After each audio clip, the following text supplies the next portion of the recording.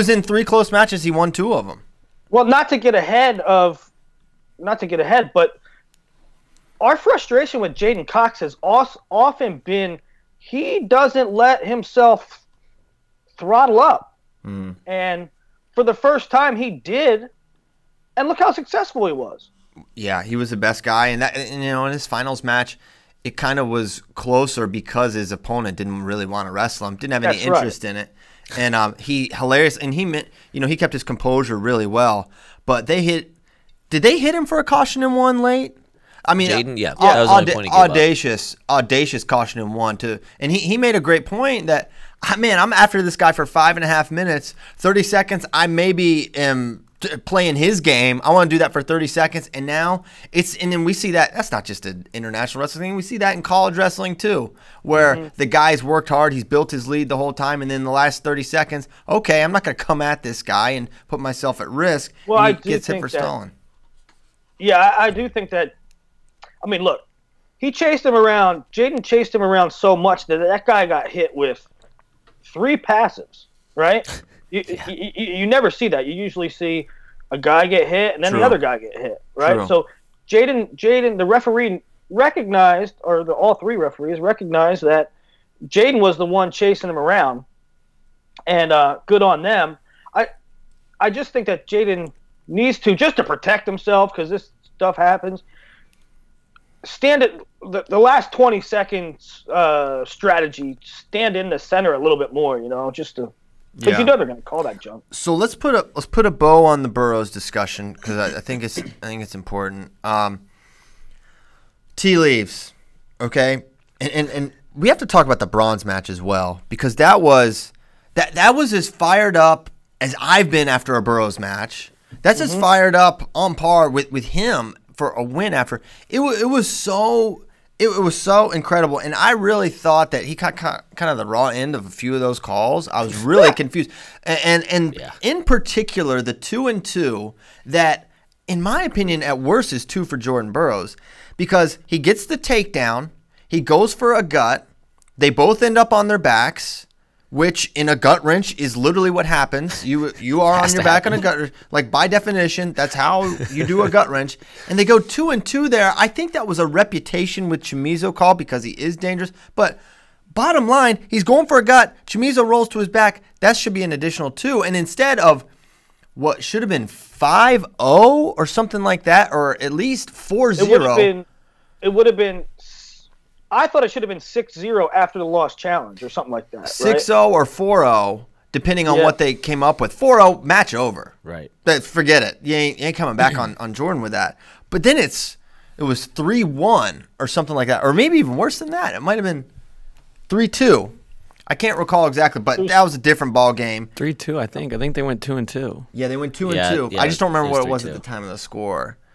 But I think it was 1-0. That was and a huge Burroughs moment. was on the clock, right? Yeah, that's what made it so. I mean, that was a huge swing there. So he guts that out, and then the other call I thought was really strange too, and I thought Burroughs exposed him. I mean, he countered him and exposed his back to the mat 90 degrees. I thought he was entitled another 2 there, and he still found a way. And he had such good composure at the end of that match, and it was like vintage JB and how money he was. And I was just fired up for that match as I was just being a Burroughs fan. And he talked about it afterwards, and we actually got a question about this, like, why was Burroughs so happy?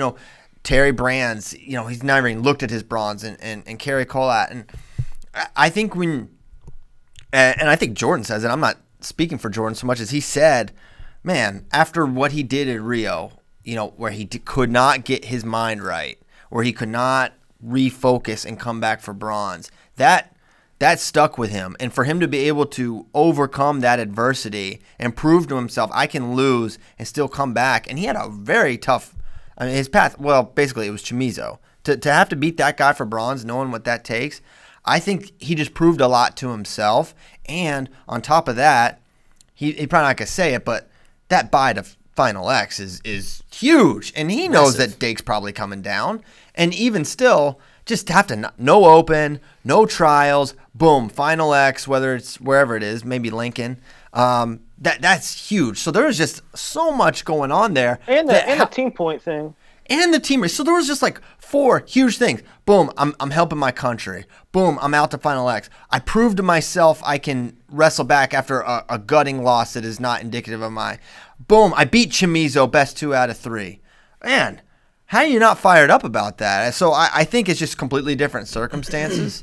And also the fact that he is a world and Olympic champion. You're proving something a little bit differently. Like, I'm not just a front runner. I'm not just gold or nothing. Not that he hasn't won bronze in 14. People don't really discuss that.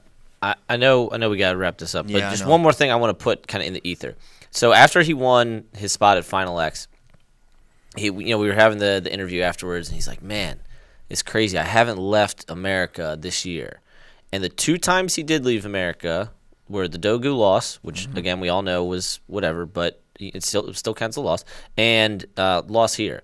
So because he's sitting out until Final X next year, I wonder if we see Burroughs go overseas more and for lack of a better word, challenge himself more, because it's easier when you're competing, in your own home country. So just something that will be interesting to look at going forward, what his schedule will look like prior to what Final X will probably be in June again. So I think what he his should schedule go. Will look like. I really think he would benefit from a Urigan, from a big 2-day tournament, multi-weigh-in, hard, lot of Russians. Yeah, I mean that just to win or lose, he needs to probably toy with his weight cut, with a lot of different things. Worlds are in Kazakhstan next year. Reacclimate, do the whole thing, right? Get a good rep, even have it go badly, just so you know it goes badly. Okay, I got to cut a little bit differently. I got to do something, got to change something up. I would love to see him put himself out there in that way. I think that would be great. Way to go, Jordan. One last thing. Yep. It was also his 7th medal, so the lifetime medal count probably important to him too, right? Yeah, you got to figure he's going to get 9. Well, actually, who knows with Dake coming down? That's gonna be like a 4 FRL segment. Okay, how about the guy, the Magic Man, David Taylor? He comes out. We get his draw. They're like, the Lord hates David Taylor, and we can now prove it because he has Yazdana Cherati. Then he's got, who do you have second? He kind of killed this guy, right? No one. Yeah. Then he had Torreblanca. That was it. Then he had Kurugliev. And then it finally got a little easier. So he comes out, and it was literally like basically carbon copy of his first match with Yazdana Cherati. That guy cannot go 6 minutes with him, period. And it was all about weathering the storm, and it was almost like dumb analysis, like weather the storm. Like, okay, yeah, obviously. But that's literally all he had to do. Weather the storm, keep wrestling, and 6 minutes with that guy. Not just for Yazdani, but we saw it with Kurugliev. He couldn't go 6 minutes with him. I was so impressed, and man, some of the stuff he can do, the far ankle scrambles. If he can just get in an exchange, if he's in an exchange, he has such an incredible advantage. Him on his leg, him on the other guy. It doesn't matter. He's just like, he has so many different ways he can be magical. What. But even beyond, like towards the end of the match when Yazdani was just completely broke, as soon as he started getting tired, like you can't get in on him, you can't get in on stuff when he's not tired. When he's not tired, right? But when he's just a tad tired, David could get in on shots, and then David's winning that. Yeah. Also think about the absurd pace that David Taylor wrestles at. So first of all, no one that big, no one that weighs 190 pounds wants to wrestle at like 145-pound pace. Yeah.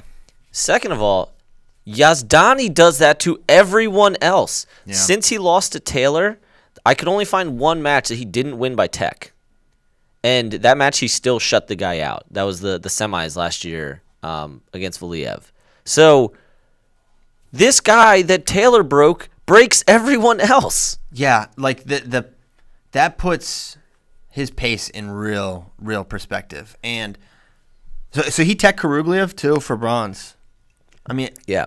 That's so 11-5, sorry. But still a lot of points. No, you just lied to America. Sorry. But so I said this to Willie afterwards. There was a point in time where Americans wanted to wear you down, which we still do, but it's changed, right? It's to like way oversimplify it. We wear them down by scoring points as opposed to wear them down by hand fighting and pushing and trying to drive forward, right? Like it's a holistic change about the way that you wear someone down, and when you actually put them down, like they're behind, it changes everything. And I know that's a way of oversimplification, but it's a beautiful thing. Like David Taylor's like optimized American wrestling of what we've wanted to see for the last 60 years. Yeah, I mean, on a technical level, he's really special. And so let's talk about his semi match, because that was, I mean, as cool as him beating Yazdani was, that's kind of like his moment, right? He's down. This Karugliev is something else. That guy is really good. And, you know, David's in on the leg. I don't think this was intentional. It was pretty basic kick-out defense that you see Russians do all the time. But he caught David flush in his face. He dropped. Oh, my gosh. And it was, you could tell he was basically out. And he said, I was out for a little bit there, kind of standing on my feet. So the lights go out, and he was not quite, he was in a fog there, I think, for the rest of that period. 100%. He was down 5-1. That snap go behind that Karugliev hit was like one of the fastest things I've ever seen in my life. It was unreal. And so you're watching that and you're like, I think he could beat this guy, but 5-1 and he's clearly messed up in the head. I don't know if a guy with a messed up head can do it. Mm-hmm. And sure enough, he wilted him. And it got to where it was just like, he just kept pouring on. The guy had nothing left. You cannot go. You have to tech David in the first period, basically. That's probably going to be what it takes to beat him at this point. If he's within 6-8 points, you feel great about him going into the second period. He's got that Kinche like 24 to 2017 when it was just like, oh, I'm down 4, I'm down 6. Okay, cool. I'm going to beat you. You want to 5 me? All right, cool. I'll beat you. Like, yeah. And OW doesn't exist, and like Sidakov beating Burroughs and Chimizo is amazing. Yeah. Taylor had 4 of the top 5 guys in the world on his side, and then beat the other guy. He beat Yazdani, Torreblanca, Karugliev, and Erden. He beat the other top 4 guys at his weight, and he's the best wrestler in the world right now. Yeah, he definitely at 86, and maybe we can save the pound for pound discussion for another. We need to let the dust settle here. We got a pretty solid match this afternoon. You might want to tune in, Snyder Live too.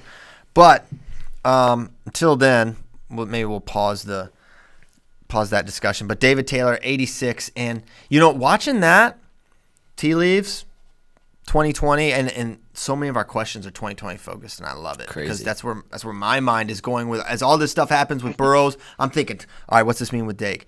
I hate it. I don't. I hate the 2020. Well, I mean, I like to think about it, but for people to ask and us, I have no answers on 2020. I don't know what's going to happen. Well, no, it's not what's going to happen. Basically, all the discussion is who's going where. Yeah. And Jaden Cox, can he come down? Well, why go down to that? Why shrink your body? I think he's got to go up. That's what I was watching my mind. If David shows some vulnerability there, and maybe Jaden's like, I think I can still make it 2 days. It'd be really hard, but whatever. But man, it's kind of pick your poison, and I'm gonna do the poison that involves eating good food. Yeah. One thing, kind of real quick, separate sidebar. It was this year in particular. I feel like there are a lot of guys finally got their due. Taylor, Dake, even Karugliev for Russia, and there's a whole bunch more from a bunch of different countries. I don't know how much of that's 10 weights. Certainly some of it is, but we are clearly shifting to, getting back to that 2020 discussion for a second, we're clearly shifting to a different era, and you can tell that guys who were coming up are now starting to take over, and guys who were once there are kind of starting to fade out. From an editorial perspective, which maybe no one cares about, but oh well, you have to listen now anyways. It a couple years ago, maybe 2 years ago, we got some from wrestling coaches, like big guys win. Okay, who next? Let's talk Kyle Dake. Kyle Dake. So we knew it was going to be, he was 1-4 and he had Gaji Magomedov. And he said, okay. And it's so funny, thinking back to our FRL Thursday, where we were like, what do we do with this result? And I just kept arguing basically with myself because Gaji Magomedov beat him in a way we basically hadn't seen since 2013. So it's kind of like, we'll throw that out. It was a very legitimate argument you're having with yourself. Like it was everything that had to be said. Yes. But it's like we see that all the time. How do you wrap your brain around that situation? Yeah. Nobody has ever done this to this guy. So should we throw it out? Or he just did that to this guy. And it never happened before. So it's I don't know what to make of it. So I guess what we kind of did, we left open the possibility, outlier result, bad result from Dake in Russia, and we can get him. But there's getting them, and here's what I think really happened. Here's what, man, that guy comes driving in with that underhook. He comes over, puts him over for 4. The match was over then. I think in Gaji's mind, he was like, oh my gosh. And then Gaji gets in, and he sits the corner so easily, locks the crotch. It was like drilling for that 2 on that exposure. And then it was really, really over. That 4 that Dake hit on the edge was so amazing. He basically didn't have anything except an overhook, and he hipped in, and Gazi just went head over feet. I mean, launched him for 4. And at that point, so in a way, it's like almost that exchange doesn't happen. What happens, right? So in a way, this is almost an outlier. And I think the truth is they've had kind of 2 blowouts, and I think the truth is probably closer to the middle. But man, Dake was amazing the whole thing. He did not give up a point. He's the best in the world, unquestionably at 79 kilograms. It's Dake's match with Gaji was so. I love Gaji. Well, before you make your point, he's getting bombed and he's acting. I don't know. He's like, what's happening? Why is this happening to me?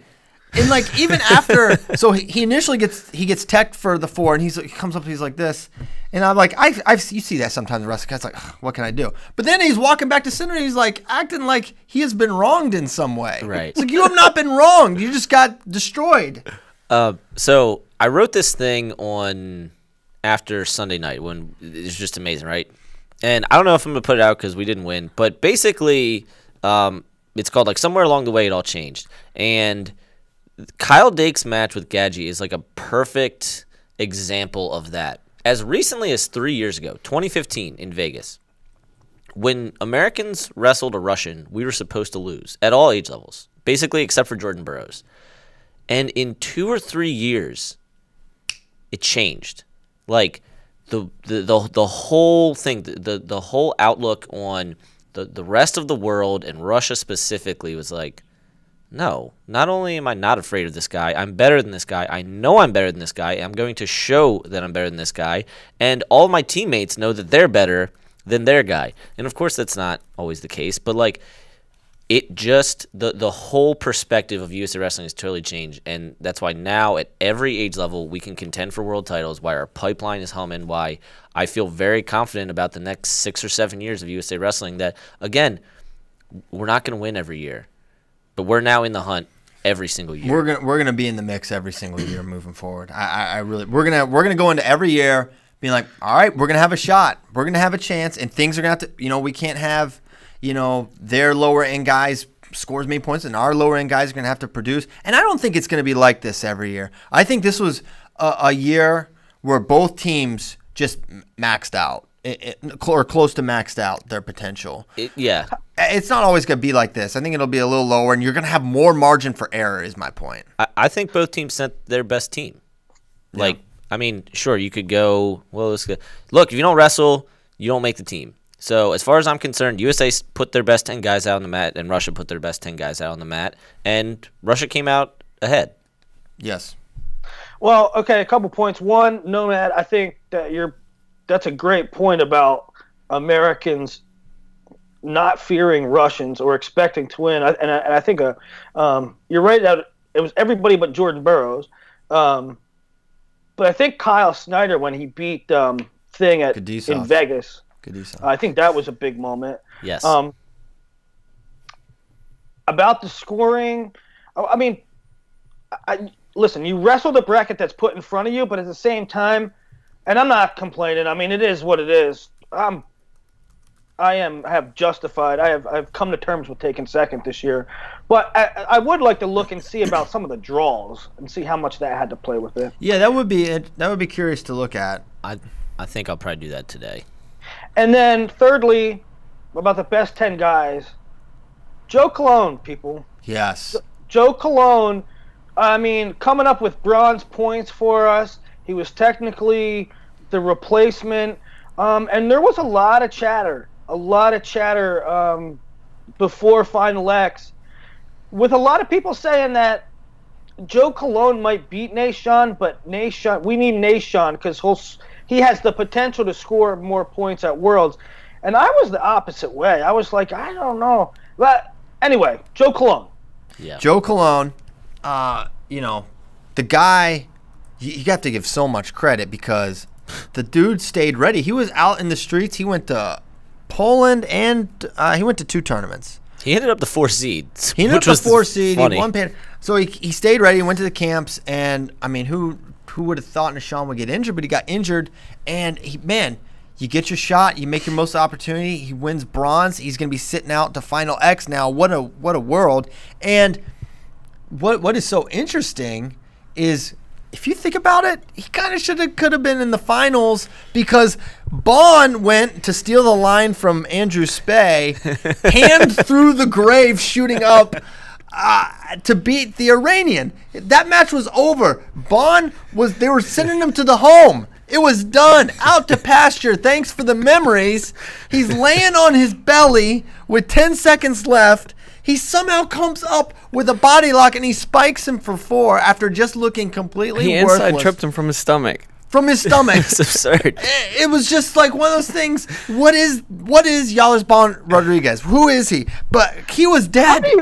How are you so gassed? How are you so gassed that people are just walking you to the edge and you're getting pushed out and you're like, I can't stop. He couldn't stop just being moved. And then the ultimate sign of guts and strength and will, he was like this and he picks the dude up. And spikes him. Bizarre. Tony Ramos claims he's never tired. It's just all a ruse. But no, Tony. Tony, buddy. This guy was tired. Go back and watch that quarter with the Iranian. The dude is done. He's cooked. There's nothing left. But he just somehow summons. If he's not tired, a man deserves 2 Oscars. Yeah, because not only is he. Listen, if he wasn't tired, then he wouldn't put himself intentionally in position to lose. He doesn't have this flair for the dramatic that he wants to have to. He was tired in that match. He was tired. He was very tired in that match. He was tired. If you think he wasn't tired against Rashidov, I don't know what tired is. Maybe there's just a different. He couldn't celebrate. He was so tired. He couldn't celebrate. He was dead. Him and Otaguro both. Top 5. What were your top casualties? Like your top, like this guy's dead. Right? Like, Bond had 2 and he won Worlds. I know. Bond against Iran has to be one of them. Yazdani against Taylor. Oh yeah. But the worst might have been the bronze match with Marcigashvili. Oh, I didn't see this. That dude died. The coaches wouldn't even talk to him. I love it. In '92, they were just like, "Get out." People were making jokes that he looked like he just smoked a cigarette. I wouldn't rule that out. First of all, secondly, I don't think we didn't have a disproportionate number of total gas out flameouts like we thought we would see with the 2-day weigh-in. Oh yeah. Listen, a year ago we were having meltdowns like crazy, and it's about the same number, right? I thought it was just. I'll be very honest. I thought guys would not make weight second day. I thought guys would just quit in the middle of matches.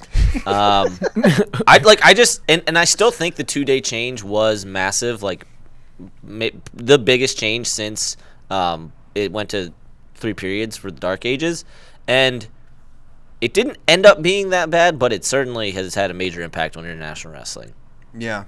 I think that the countries were a little smarter about who they sent. Yeah. And not rolling the dice there. Okay. We got Gwiz and Gilman to talk about. Gwiz and Gilman. So Gwiz, man, So close. Draws don't get much more tailor-made for a run to the finals than that one. And there's a lot of talk about this match and how the shot clock point that Dang got was like not legit, which I can kind of subscribe to that maybe he hadn't earned it. He certainly was not attacking. It didn't really make much sense. But what I don't subscribe to is the fact that because of that shot clock point with so little time left that made Gwiz have to shoot. I just didn't really feel that way. That guy had Gwiz was still winning. He was winning. And so you can look back and say, all right, well, you know what? If he scores that, we're feeling great. But he didn't score. And the main thing is Dang has no offense whatsoever. Like none. He had no way of scoring. It was basically the only way he could score was from a counter. And, we kind of played into his only shot. But at the same time, you don't fault Gwiz for going out on the attack because, I don't know. To me, it's just unfortunate. You can lay out the factors. Dang showed absolutely positively no offense, no ability. I mean, at least against Gwiz, to score. And so you make Dang try to beat you. So ill-advised shot, perhaps. But look, we started out at the beginning of the show saying, don't leave it in their hands. Open it up. I mean, right? Yeah. So can't have it both ways. We can't be critical on both ways. For sure. Well, but I guess my thing with Gwiz is every single loss he had this year, he was leading with approximately a minute or less to go. And there are examples of this from 2017 as well, where he had matches that he lost. And again, it's really easy for me to sit here and criticize, late match tactics. I'm not the one in the match. And like you guys just said, you want your guys to go down swinging. But there is a little bit of a pattern of Gwiz losing matches late. And to his credit, he still has 2 world bronze medals out of it. But to, I guess, get over that hump and put yourself in that Gino Akul conversation going forward, that's the thing that he's going to need to clean up. Well, going into this week, before we saw the draws, they say, hey, we'll give you Gwiz bronze right now. Boom, sign me up. Yeah. Right? Sign absolutely. me up. We'll take 15. Yeah. That's great. That's what we need. We need a bronze from Gwiz to medal. He's probably behind Akul and Patriashvili. That's what we're thinking going in. Now, Akul didn't even place. Mind-blowingly. Yeah. For the first time since 2011? First time since because he placed in 2012, right? No, first time since London. Okay. Yes. Did he not place in 2012? He did not place in London. Oh, wow. Well, Yeah. I didn't realize that. Okay. So that was Gwiz. And what was the other name you said? Gilman. Gilman. So Gilman, certainly not his best performance. And he was, the interview of him is up on the site if you want to check it out. Gilman honest assessment. What did he say? I didn't listen to it. He said, I got to get the legs more. He's like, I was hand fighting hard, but if I'm not getting the legs, then it's going to be tough. And that was literally the reality. He couldn't get to his guys. I'm glad that he said that, right? Because there were some pros and cons to it, because he went out there, he wrestled like an Iranian. He went out there, he underhooked or front head, and he walked him to the edge. Not walked him to the edge, but with exertion, right? Yeah. He was strong enough to get him to the edge. And that game plan worked, by and large, right? He smashed Adishirashvili. Yeah. Yes, he smashed the Azeri, who beat him earlier, doing just that, right? Right. And he got there. He got to the bronze medal match doing just that. But at the same time, you're like, I don't know if he took a shot. The only shot I remember him taking is the one that Perry challenged, and they blew it dead. Right. He got in on plenty of shots in his. He shot a lot in the bronze match. He was in almost in a few times. Yes, but when he was trailing, yeah. That's when the match was like 5-0 or so, 5-1. Right, and he was clawing back. I was really feeling good about him coming back. He got to front head a few times. It looked like he was gonna be able to spin around. Just couldn't quite make it happen. I was It was it was a down performance for Gilman. I was really surprised. Now, the Sanayev match, I wasn't like blown away that he lost. The tech was a little weird, but okay, whatever. But I really felt good about him in his bronze match, and it didn't happen. And, Final X implications. Now he's got to go through everything. Spencer's coming, theoretically, so we think Dayton's not going anywhere, I guess. Maybe he goes up to 61. But, it made life harder on himself for sure. Yeah, and I think so. I don't know, for my own sake, I think I was kind of right about Gilman that the silver was maybe a little overperformance of what he was. I also think this bracket was a little tougher. He also beat a really good guy in Dishishvili that he had previously lost to. So, yeah, 57 going forward is going to be interesting. And again, you inject Spencer into Open Trials Final X and maybe inject Micic into it at the world level, and all of a sudden, my perception of 57 changed a lot with this tournament. And domestically, a lot, both ways. And I was a year too early on Aguev, which I'm really mad about, and really mad about the way he won the match. I didn't think he was that good. What? Stop pulling the singlet, Sanayev. This isn't 2011 Sargush. He's a cheater. So. Well, yeah, I want to go back and look and see if Sanayev. I don't mean attack him, but I want to see if Sanayev pulled singlets in his earlier match. I know you can't pull it. Here's my thing.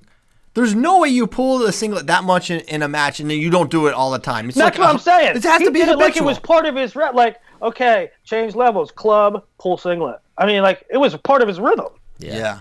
Well, yeah. So that was Gilman. Unfortunate, and yeah. I do appreciate Gilman's candor, like you were saying in that interview afterwards about getting to legs. I mean, we talked about that for back in like May and stuff. But it's also kudos to him for just being able to follow game plans and script matches. Him and his coaches, Mark Perry, better than most guys in this country. So Gilman will bounce back. I think we'll be fine at 57, whether it's Gilman or somebody else next year, and we'll be right in the mix for medal again. I doubt we would ever hear it, but if something came out and Gilman wasn't quite right for this, and he hurt his listen, about I want to say January, December, Gilman hurt his leg badly at a USA training camp, Wrestling Live. Bad. Like they thought, no Final X, right? But he ended up back for World Cup, kind of crazy. But it was never quite right. Even at Final X, I don't think it was. I don't think we've ever seen that silver Gilman. And watching that, part of me wonders we're seeing either residual effects of that injury or a re-injury. It wouldn't surprise me, and we may never find out, never know the truth, but as a fact, he hurt himself really badly after his silver medal. I mean, frankly, I picked Gilman to win this tournament, and part of it was I didn't have any confidence that Takahashi or Denabot, who was number one in the world and didn't even play, I had no confidence they could go through unscathed. Mm-hmm. But part of it was I threw all those Gilman results out from World Cup. He was only practicing for a little bit. Yeah. No, that was reasonable. That would also explain a little bit reluctance to shoot, probably. Oh, if your leg is hurt. And not only that, but like you think of how he finishes his legs and how finishes his leg attacks and how much he's like driving in. There's a possibility. Not only does he not have as good like power from his trail foot, but also driving up to finish. How about? And there was one particular time where, like you were saying, Gilman, when he gets his hands locked, is so automatic, strong. And there was a moment in the athlete match, I can't remember specifically which shot it was, where it broke, and we're like, that was weird. That was really weird. It was lefty, single leg. Yeah. His hands were locked. He was in. You even said he's automatic from here. Then boom, hands unlocked. He popped him off. I was like, oh, this is really bad because that never happens. It just doesn't happen. So, not trying to make any excuses for Gilman, and Gilman will never make any excuses for himself, but it is something to think about. Something to think about. All right. Man, there's a lot. Have we talked about Jaden enough? I mean, geez. The guy comes in, he beats a guy that he had never beaten, and he had no issues with him. That totally changed my perception of how he was going to do his tournament. Yeah, immediately in that moment, I was like, if this is the Jaden we got, I think he's winning. Gravy, yeah. Yeah, well, that's a world champ. Both in the getting his hand raised, but also the way he did it, right? I mean, the frustrating part, listen, real talk. People are frustrated. We're frustrated with the way Jaden was wrestling. They don't know what to make of him. I mean, how can you have any confidence? Sometimes he wrestles. Sometimes he shows flashes of brilliance. Sometimes he shuts it down and plays 3-2 matches. When he's offensive, I'll take him every day. Every day. He has so many different ways to score.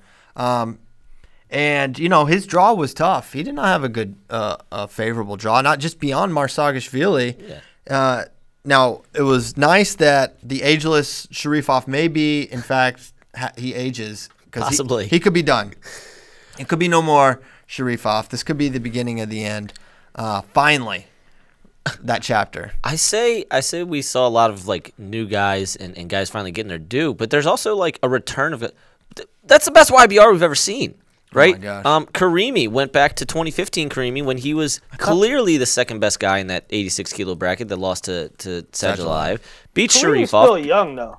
Yeah. Sure, but he was not the same guy for 2.5 years. Beats Sharifov, beats Sokulov, has a close match with Jaden, and then smashes Dado for bronze. Yeah. No, he's tough. But for Jaden, just unbelievable. And how much, him being able to go up a weight class, and I don't know. It's exciting, and I'm curious what he does next year as well. Feels like, to me, I think he stay at 92 another year. Go back to back, and then figure it out. Yeah, for some guys, they should go down next year. They should go down. Right? Jaden, for whatever reason, doesn't. It seems like he can put that decision off. I think he should go up. It has nothing to do with me wanting Taylor to be the guy, or that I don't think Jaden can beat Taylor again. I feel like Jaden's one of those guys. The fewer things he has to worry about, the better. And when he has to worry about a weight cut, I feel like that takes away from exactly the great things that we saw about him this weekend. And I think the weight cut was a factor for him last year, day before, right? So you think about day of 2 times, and with think how close he was with David. Think how close he was with David when Jaden was sitting out, and David had to go through the thing, and David kind of beat him up in the first match, and then lost controversially in the third one to Jaden. I mean, they were that close then. David is jump levels. He's a perfectly sized 86 kilo now. Jaden is probably too big for that weight. 2-day weigh-ins. He's going to have to go through a lot just to get to David, and that is a tough problem. I'd rather see him be full feed. Yeah. I think if you're taking him and who he can beat, I think he's a problem for Kyle. Now, I'm not saying I'm picking Jaden over Kyle, but, man, that's going to be a real thing in 2020 if that's the path that Jaden goes. Yeah. Okay. Selfishly, I hope he stays at 92 next year. Yeah, I know, because who goes that weight? That's the thing. That's right. If Dake drops, we have great options. Zahid, Ringer, Mark. At 79, right? But that's not the case at 92, is it? What's our depth chart there? I mean, Hayden Zilmer was Hayden, the final X guy. So. Well, Jack Pine Savage. Would we see? My question actually is. Well, one, I'll throw a name out there, Machiavello. Yeah. I'll throw another name out there, and I think he's probably too small, but I'd say Bo Nickel maybe as a 92 kilo. But I think I like Bo as an 86, even though his teammate's there and he's pretty good. So who knows with Nickel, but I'm really excited to see him. Yeah, I guess we got some guys coming at 92, but it's very relieving to know we're putting out a lineup with a 3-time world medalist and returning world champ. Right? Yeah, that's kind of nice. So hopefully he stays at 92. One of the FRL questions was, and I don't know why, you guys, holy cow, you went nuts with the FRL questions. There were so many. There were so freaking many. I was like, at a point, I was like, I don't even know where to start with this. But you know what? I persevered. someone asked, and I'm sorry, I'm not even going to be able to find it in this sea of questions, but someone asked, what if Dake goes down, doesn't make the team, will they give him like a special wrestle off at 79 for Final X? And part of me is like, they should. And then part of me is like, no, they won't, and they shouldn't. But so I don't know. I'm inconsistent there clearly. In my opinion, for like the holistic good of USA Wrestling, they need to figure this out like tomorrow. Like get the procedures hammered out ASAP Rocky. But two, I don't think they should, for senior level guys, give special exemptions. It's messed up, but it's like, if you are choosing a weight, that's the weight you're going to wrestle. And that's why they have the U.S. Open and World Team Trials, right? That's why you have two opportunities to decide. So it's like, go to the U.S. Open. If you drop and you don't beat Burroughs, you can then decide to go up to 79, wrestle the World Team Trials. But you should not get a special wrestle-off. And I know he just smashed the world, and I know he would be the best guy, but I just think, like, long-term, that would be a bad precedent to set. Well, they make you declare if you're accepting your spot in Final X. Like, I think it was before the Open last year. Right. I can't remember exactly. So they might have to determine where they're going at that point, which makes me think they're not going to let them, and I'm okay with it. I just think, as an overall for a product for American wrestling, you don't want just all this moving around post what is supposed to be the domestic Super Bowl. Right. Right? I just don't think you want that. And for that reason, the team is set. I think, you know what? The results are the results, and Dake knows the risks if he comes down. Yeah. And you're not on the team, and he's still going to be a world champion. And are we going to have our best guy at 79 necessarily? Potentially not. But that's the reality. Did Burroughs wrestle Dake last year at the Open? Yeah, remember that was the eye poking and the cautions. Hands to face so match. Burroughs is 3-1 against Dake in the last year. Yes. Yeah. That's insane. It's insane. Yeah, he's pretty freaking good. And also, guys, I have the same opinion about Jaden. If it was Jordan that was a 79 champ, like, I just don't think they should get special wrestle-offs later on. So it's not do specifically with Kyle. Yeah. Back to questions. Back to the first question, I guess, even though that was kind of one. Who do you see switching weights? We kind of discussed that. We talked about JB finding joy in taking bronze. That was from Sabaloff Brands. Don't think that's his real name either. Can we do a live FRL during Snyder Live? The commentating is atrocious. No. Wish we could. That would be awesome. But we cannot. On a scale from, and this is Cooper Wills, on a scale from 1 to Wrestling Nomad, how crazy is the fact that the top 3 from 2016 86-kilogram trials are all world champs this year? That is full Nomad. That is Nomad refrigerator theory crazy. Bonkers. It's not like, it would be one thing if it was like, wow, Fargo Jr.'s 182 bracket, and then 5 years later it happens. No, 2 years ago they were in the same bracket. Now they're basically all senior level, same thing, and now they're all world champs because they just dispersed. Mm-hmm. That is... It's Nomad riding a scooter down the sidewalk of South Congress crazy. Yes. Those are fun. Crazy. You know what it is? It's America is building Russian-esque depth. Yeah. At some weights, yeah. Yeah, it's true. And that's what it's going to take, guys, to beat Russia. Like, number one, more than anything, I love that we have hammers. But there's going to be years where guys sit out. There's going to be years where guys get injured. And Russia is better than anyone else in the world at plugging guys in, to the point that Russia has an exodus of talent every single year and is still right up there at the top. And we can get there. America can get there. And that's part of the building that pipeline. I can't wait. I can't wait till we're so good that all of our guys leave for other countries. Yeah, starting to happen. A little bit. Starting to happen. The Miocic one could hurt one day. Yeah. I don't know. Do you think Odaguru is... This is from God at Future Best Ever One.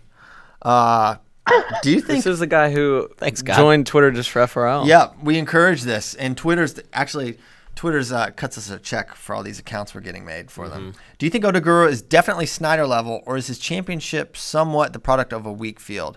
I joined FRL Twitter for FRL. I don't think weak field. I think I don't. I think close field. Yes. Compact field. Yes, I think that's a great way to put it. Lot of good. No Snyder, Sadulayev, David Taylor types. So is he Snyder level? Because here's the thing. I'll say no, because Snyder had to go to an elite level to beat Gadisov. Gadisov was a pound for pound guy, right? I don't know how many pound for pound guys were in that 65 field. Kinch and Haji. Yeah, and Kinch, you know what? I'm Team Kinch, but I'm throwing him out of the pound for pound. Right. Different guy. Not same. I'm sorry. He's not the same guy. Thanks for the memories. You're my guy. If you can find your way down at 61 or 57, I'm hopping back on that train, but that ain't you anymore. So I'm throwing him out. And Haji, too. I mean, but Haji, he lost to Stieber. He has some L's in there this year recently. So I don't know. I thought Haji was like perfect 65, and no idea what happened there. Yeah, I'm not sure. Other than something you've been referring to, and I don't want to get into it, but the Azeri meltdown. Yeah. Azerbaijan, disastrous. So I'll say Odaguru is not Snyder level right now. I think what Kyle had to do to win Worlds was more difficult. And not only that, but to make the team, he had to beat Varner. Yeah. And Jaden. Oh, yeah. Yeah. That's something. In 2015, we weren't really saying, he had to beat Jaden, but he did. He did. Also, listen, Odaguru, he beat Bajrang. You rang? He ran for Bajrang. But this gets into another question that I wanted to answer. He's never medaled. Yeah. This gets into another question I wanted to answer about. Okay, USA and Russia are firmly entrenched. Who's coming? Japan. Japan, the last 3 years, you look at Higuchi, look at Takahashi, look at Odaguro, are starting to put guys in medal position. The pipeline's starting to hum. You look at the guy that Aaron Brooks lost to. They're just never going to be good at the upper weights. It's always going to... Well, that's the thing. They had 9-2 guy get a medal, but and that is part of why USA and Russia will always be the best. So if anyone is going to sneak in, it'll be Japan, but... I don't know. I still... Year? What was the question? Well, there was no question. It was just him. No, somebody I'll asked. tell you what. If Cuba has a full lineup, they ain't bad. Yeah, I don't know if that'll ever happen. Yeah, that's a money issue. Now, what I'll say for Cuba, their window is Olympics. Yes. They could get on the podium in the Olympics when it's 6 weights, but they just don't have 10 guys. They don't even send. For every weight. Okay. I haven't seen every match, but I've seen a lot of matches this year. It seems officiating has been better, more consistent at this year's Worlds than years past. Agree or disagree? I think officiating was good this year. I think I think the things that bothered me this year are things where, the Burroughs Chamiza thing. I don't think that was a great call. It wasn't, we're not starting the clock so the Russian can take down the Korean bad. It wasn't hand on the arm preventing, it's corruption, cheating, right? This some calls, agree to disagree type of stuff, but man, we're really having to get in there to find a little something. So I'll say, I've been very pleased with the officiating, but I'll say it's not over. Yeah, we got like a week, but I'll give credit. Yeah, well, it's been great. I thought overall credit. There wasn't a lot of bad calls. There wasn't a lot of obvious egregiousness. The Burroughs call I thought was terrible. I can't think of an explanation for it. I also noticed last night Sanayev, Rashidov. Sanayev is in a quad pod about to take down Rashidov on the edge, and they blow it, and they say 1 point. Why did they not let that continue to see if he gets 2? But that, I don't know. That's conspiracy theory type stuff. It's been good. Refereeing has been good. Now, the problem when you say there's a week to go, Greco's goofy, isn't it? It's tough to officiate. So we'll have to wait and see. Greco has not started yet, so we'll have a better idea as we get there. Do we answer any of these Olympic questions? For example, such as? I mean, just who goes down, who goes up. Well, we kind of. I guess we did with Taken. Thought we did. Okay. Do I feel like the seating system needs to change or stay like it is? Well, it needs to change. It's going to change in terms of, and I can't believe we didn't get a question about this, and maybe we did and I missed it because there were hundreds. But they didn't use a seeding system with Snyder and Sadulayev, as first suggested on FRL, where I literally said, rig this, no one's going to be mad at you. But it was crazy. So I guess the same thing happened with Burroughs. So they just made Burroughs the 4 seed, and they made Snyder and Sadulayev the 1 and 2 seeds, which screw Jordan. Fine with, I guess in terms of like Snyder and Sadulayev should be opposite sides, but then like big 30,000-foot picture to just like completely disregard the system you were using gets a little touchy. Well, you know, I don't know. Okay, splitting up Sadulayev and Snyder, I don't care if it's not in the rules. I like it. Yeah. But what I don't understand is why wasn't it applied to Chamizo and Burroughs? Yeah. Now, why wasn't it applied to Taylor Chirati, who are clearly the 1 and 2? Yeah. The only thing I can think there is I don't know, is that David doesn't have a world medal, right? It's like. Yeah, but true, but you can't. Basically, they open Pandora's box with a decision like that. Yeah, sure. It's Pandora's box, and you know you can't say how much more credentialed are Sadulayev and Snyder over Chamizo and Burroughs. They're both reigning. They're both reigning champions. That one makes no sense. That doesn't make. They should have been 1 and 2. Yeah, throw Burroughs or leave Burroughs. He was the 31st or 32nd most seeded. Had the 31st or 32nd most seeding points. So let him at least get thrown into the field, and maybe he's bottom side. But to throw him in at the 4 is a disadvantage. And so what I'll say is the question is, should the seeding system change? Yes, because you cannot just autonomously decide, okay, we have a system and we're going to stick to it, but for this weight, we'll make this one exception.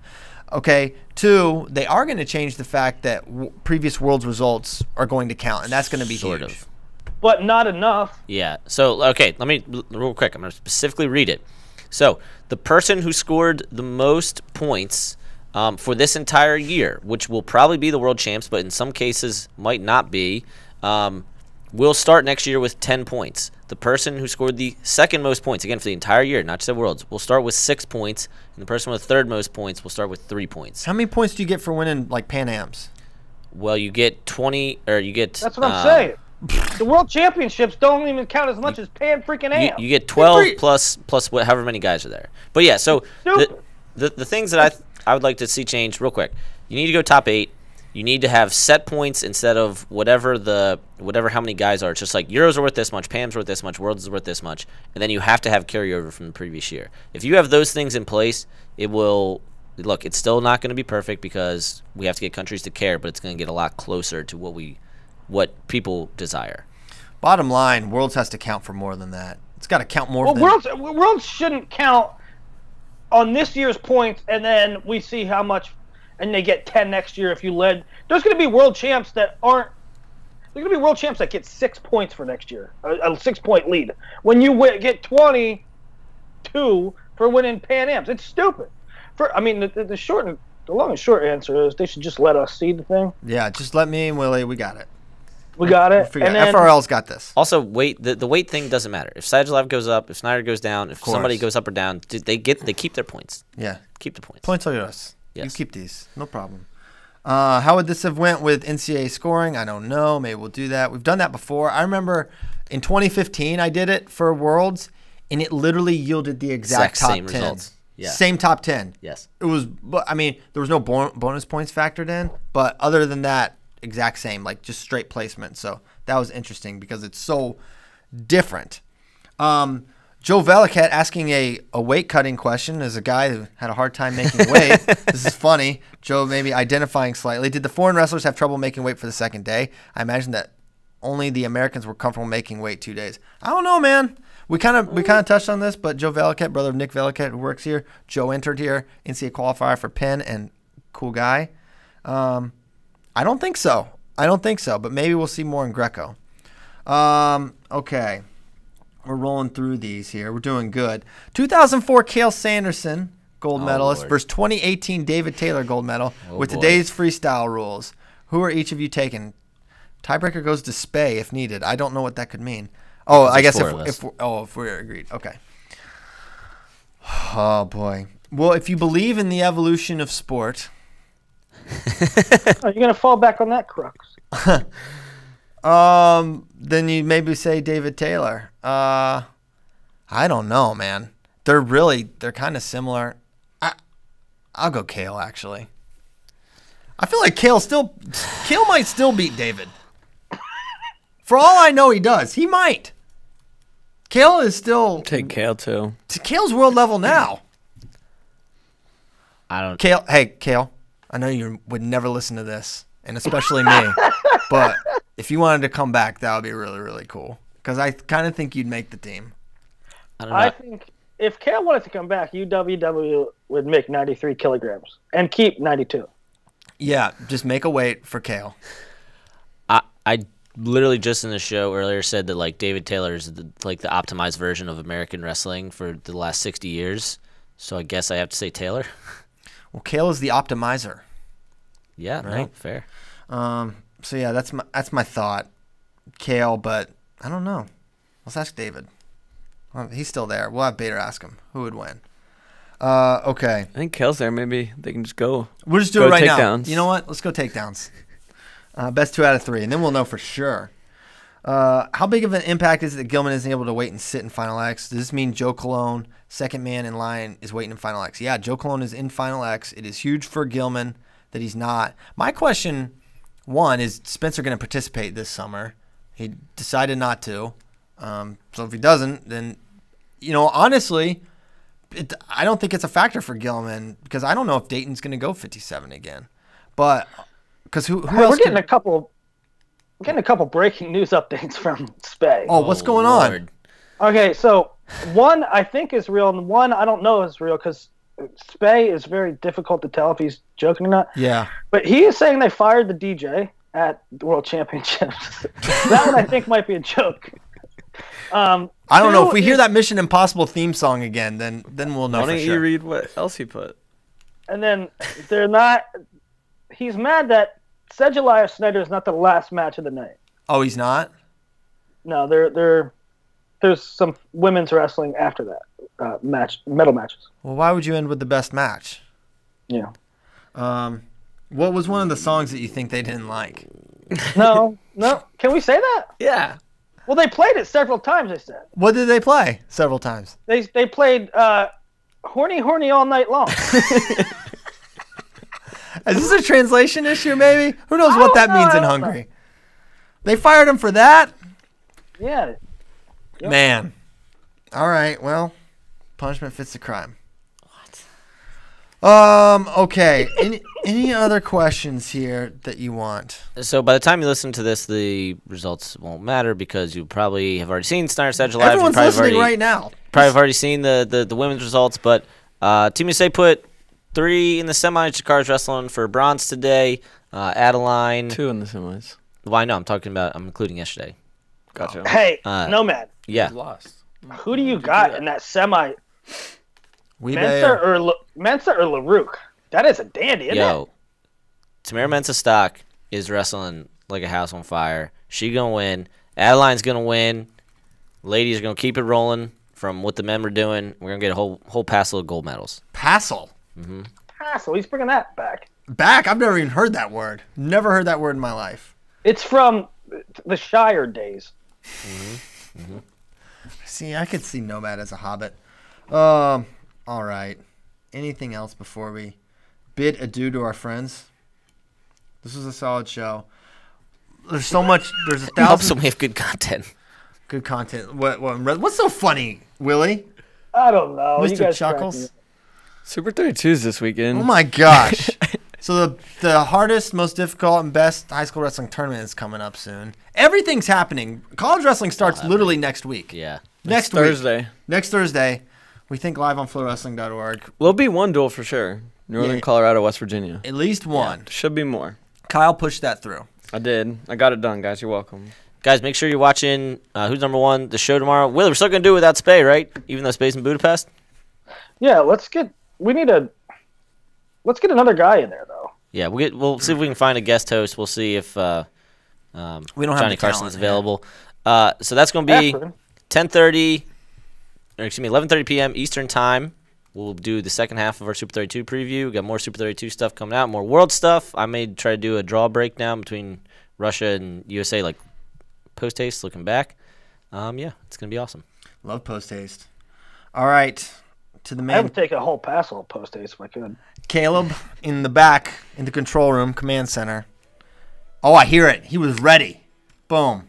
Just say his name and Caleb's got it.